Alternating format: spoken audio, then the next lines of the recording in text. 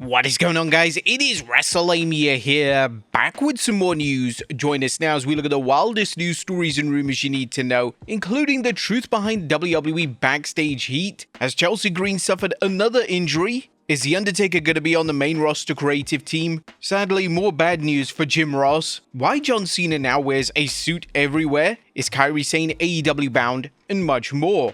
Be sure to subscribe and hit that notification bell for daily wrestling videos and follow us on our new Facebook page. Now let's do the intro and get straight into our first story.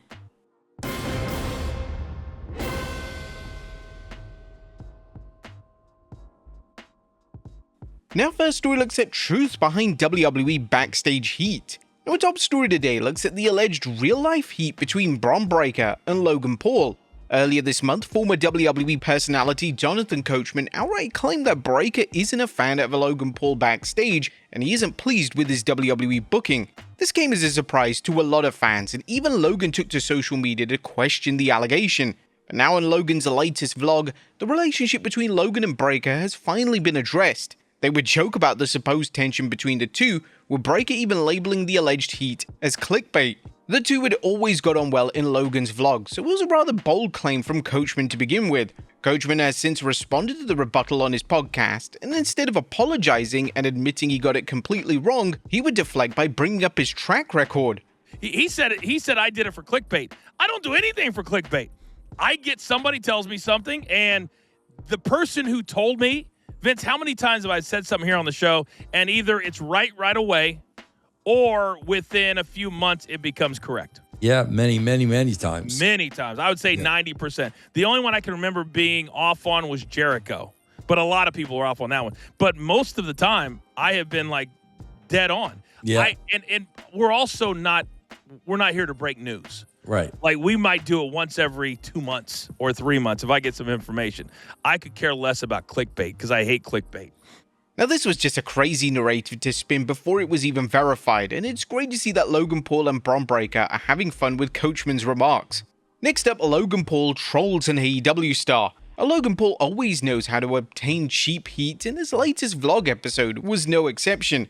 During the episode, a photo of former WWE star Tommaso Ciampa was seen on the wall, and Logan responded to the photo by saying, "Look at that little bitch, you ain't got no job no more, buddy." Logan was then informed that Tommaso is still employed, albeit in another company, and he responded by saying, "Whatever he's in, he's not in my line of work. Not with us, and if not with us, it doesn't matter." Logan has received some backlash to this on social media today, and it's worth noting that Logan was 100% rage baiting, and Ciampa would have likely found the mention hilarious. Next up is a WWE star cleared. Now, speaking of Logan Paul, there's a positive update on his recovery from a torn triceps. Logan suffered his injury all the way back in May, and due to the nature of this injury, it could mean that Logan is off TV for up to a year. Giving an update on his injury via his vlog, he claimed that he's semi-cleared after visiting a doctor. "They cleared me, I was just telling Bruce Pritchard. They said I can throw clotheslines. I'm semi-cleared." It's unclear if Logan was exaggerating here, as recovery from torn triceps in that short space of time would be virtually unprecedented. Nevertheless, Logan is committed to appearing on every single edition of Monday Night Raw while he recovers, and we may know more information relating to his physical condition in the coming weeks, based on how he's presented on WWE programming. Next up is Cody Rhodes joining the MCU. Now, is Stardust about to be a part of the Marvel Universe now? Well, Rhodes actually visited Marvel Studios HQ yesterday, and a photo was posted publicly to mark the occasion. This has now led to speculation that the American Nightmare could have signed on to play a role in the MCU, and there was even a rumor that Rhodes will be playing Eddie Brock in Spider-Man, but this was quickly debunked. Another possibility is that Rhodes was just there to record a podcast for WWE, as we know that Rhodes and WWE love to get big names outside of the WWE bubble on their podcast network. Next up, has Chelsea Green suffered another injuries, and warning, this could be a partial spoiler. Now, there's a recent clip from a WWE SmackDown taping causing concern amongst fans after Chelsea Green was seen being helped backstage by trainers. The footage led to speculation that the women's champion had suffered another injury while already dealing with a fractured orbital bone. However, it is at least good news, as a report from wrestling news account False Finish claims that Green's apparent difficulty walking backstage was part of a storyline rather than a genuine injury. I mean, thank God, I thought we were going to have another interim champion again. Next up, Solo Sikoa trolls fans. Solo Sikoa has been impressing fans with his babyface run, and now he's decided to take things further when it comes to having fun with the audience. As SIKOA made his way backstage following his segment on Raw, a fan was looking for a warm greeting, and instead, SIKOA flipped him the bird. The fan found it absolutely hilarious, and it's hardly a surprise that the video clip has garnered a ton of attraction on social media. Next up, is Tony Khan open to a WWE collab? Last week, Adam Copeland, aka Edge, boldly claimed that Tony Khan would have allowed him to wrestle John Cena in WWE during Cena's final active year in the company. This has led to a ton of discourse online, as some fans strongly believe that Khan wouldn't allow this, mainly because it offered little benefit to AEW, that is unless AEW were allowed to use a WWE star such as Cody Rhodes or CM Punk on their show. Yeah, I doubt it would have been Punk. But Khan has now been asked about this directly during an interview with Metro UK, and according to Khan, AEW was never asked by WWE to use Copeland for the Cena tour, but he would have supported it. I was never asked, and as far as I know, Adam was never asked, so it's hard to say. But when there have been opportunities to collaborate, I have been collaborative in the past and never got asked. But if I had been presented a plan and the dates and the information of what was going on, yeah, I would have supported it. But nobody ever asked us or me. WWE not delivering Edge vs Cena last year was one of the biggest disappointments of Cena's final run, and it's even more frustrating knowing that Khan would have allowed Copeland to return to WWE for the matchup. The exciting thing about this news is that it confirms that Khan is open to collaborating with WWE. Therefore, if a similar situation arises again, fans know that Khan is going to be willing to work with WWE in some capacity, and hopefully WWE would also be willing to work with the AEW owner. It just blew that forbidden door right off the hinges. Next up is The Undertaker joining the main roster creative team. And The Undertaker's work in AAA has received a universal acclaim, with wrestlers up and down the card praising the dead man's ability to bring the best out of his talent. There have been calls from fans to see WWE bring the dead man up to the main roster, especially with how well he did with the beloved El Grande Americano vs El Grande Americano storyline. But the issue with this is that it would pull the dead man away from AAA, meaning that WWE would ultimately need someone else in that key role. Chad Gable would discuss the dead man's potential main roster involvement during an interview with Huge Pop, and according to Gable, he would love to see the dead man deliver the same motivating speech that he personally received, but this time to the main roster. I don't want to volunteer Undertaker for anything, but if he could give that same speech that he gave to me, I can't even use the words he used in some of the speeches he gave to me to pull it out of me, but if it could give that to the main roster and really get through to people, we'd see a revolution. It's been great. Now, whilst it may be out of the question for the dead man to work main roster creative, the idea of the dead man hyping up the main roster with motivational speeches is definitely an interesting idea that Triple H should explore one day. Next up, sad news is there's more concerns for Jim Ross. There are new concerns for the legendary Jim Ross. JR is now back home following brain surgery, but sadly he suffered a fall. According to the WWE Hall of Famer on his podcast, he fell 2 nights ago in his bedroom and he fell into a bench. I'm doing pretty good, healing slowly but surely, but I'm just fighting through it. I fell 2 nights ago in my bedroom, and I fell into my bench.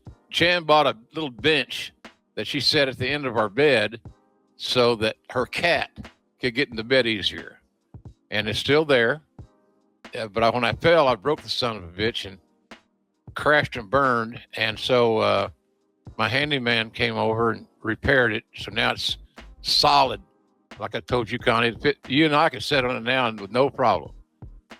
JR would add that he needs to use a walker in his own home to get from A to B, which JR states is humbling. But it wasn't just the fall that was the problem. Jim Ross also said that there was a mass found on his kidney, but it's small and can be operated on. He mentioned on his Grill and JR podcast, on Wednesday afternoon, I had my oncology appointment because I saw a mass on my kidneys, a kidney, and I got good news on that. Right, the oncologist thinks I don't have any cancer, but they're not sure. There's a lump there. It may be cancerous, but it's so small they can operate on it and eliminate it. The last thing I want to do is get cancer surgery and then go back to the friggin' hospital for a few days. This last day was 8 days. So I got good news on that. So I'm blessed there and thankful. We here at Wrestlelamia are wishing all our prayers to Jim Ross for a full recovery. Next up, Jacob FATU training future stars.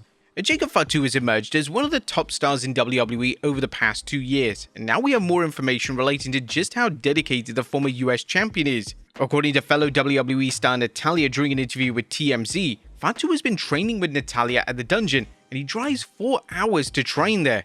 Jacob has been training with us for the last year. He drives 4 hours to get to us and trains his ass off in the ring with no air conditioning because we really like it to be like the real dungeon. It was also revealed that Fatu is now coaching others, and he's even coaching Tatanka's sons. When Jacob Fatu comes to the dungeon, he's not just coming there for himself. What I love about Jacob is that he's actually coaching others. Jacob has been coaching Tatanka's sons. Tatanka's 2 boys have been coming and training with us for the last 6 months. Now this is awesome to hear, and who knows, maybe Fatu is destined for a trainer's job at the WWE Performance Center when he calls it a day in the ring. Next up, the real reason why John Cena now wears suits. Now, since John Cena retired in WWE, subsequent appearances have all been in a suit. Cena promised that he would do this during the promotion of his final few matches last year, and now the multi-time world champion has offered some insight into why he wears a suit on WWE television. According to Cena during an interview with Conan O'Brien, he's promised fans he won't take another bump, and he hopes by wearing a suit, it will show fans that he no longer is a wrestler. After 23 years of tenure there, and now I need to let the audience know, I don't want to confuse the audience of he's going to do something physical. I've said I'm not going back to falling down. I'm just not. It's not conducive to the goals I've set myself. I have to continue to evolve. In doing that, my first rule is don't confuse the consumer. Show up in a different outfit so they know you're not getting your hands dirty. I'm more of a promoter and salesperson. And this is extremely smart from Cena, as the fans definitely see Cena in a suit and Cena in his pro wrestling gear as 2 distinct pro wrestling entities. Next up, a WWE star records a song with a rapper. Tiffany Stratton is now branching out of the squared circle, as she's now confirmed that she's recorded a song with rapper Lil Yachty. This was revealed during a live stream yesterday, and no info is currently known when it comes to when or even the song is going to be publicly released. And finally, is KAIRI SANE AEW bound? Now, final story today looks at speculation that KAIRI SANE could be AEW bound. There have been rumors circulating that SANE could make an AEW debut this weekend at All In London, and the latest update isn't exactly promising though. According to Sean Ross at via Fightful Select's Q&A, as of August 21st, SANE is still a free agent. Originally I thought so, but as of me writing this August 21st, KAIRI isn't signed to any company, and there's still work to be done on that. I'm not sure what Tekla is doing in AEW All In, but she absolutely deserves to be on the card in a substantial way. Now, of course, SANE could have signed to AEW over the past few days, but as of now, it looks like SANE won't be debuting for AEW this coming weekend. What we could, though, expect is the debut of the New Day. That would be huge. But there you have it, folks, the wildest news stories and rumors you need to know. Be sure to leave your comments down below. I'll see you next time with some more wrestling content.